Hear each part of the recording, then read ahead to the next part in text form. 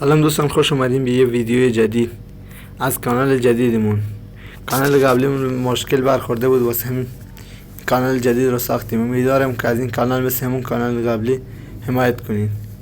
خب دوستان، توی این آموزش قرار برنامه جدیدمون بهتون معرفی کنم. برنامه رپ مسعودی واتساپ است. همتون درخواست داده بودین این آموزش رو بگذار. خب این برنامه رو جدید رو ساختم، لینکش هم تو کامنت قرار میدم. آموزش رو تا آخر بیننده باشین.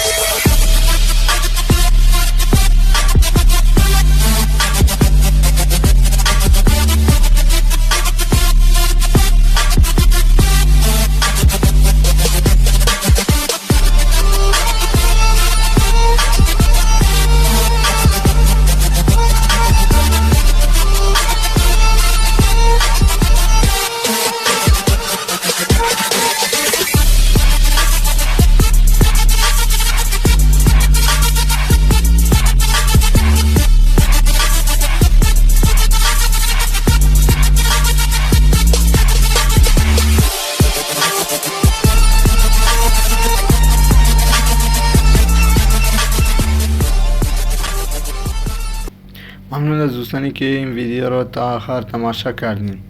امیدوارم که از این آموزش لذت کافی برده باشین. نظراتتون هم در کامنت ها نوشته کنین و بگین آموزش بعدیمون چی باشه. تا آموزش بعدیمون خدایا رو نگهدارتون.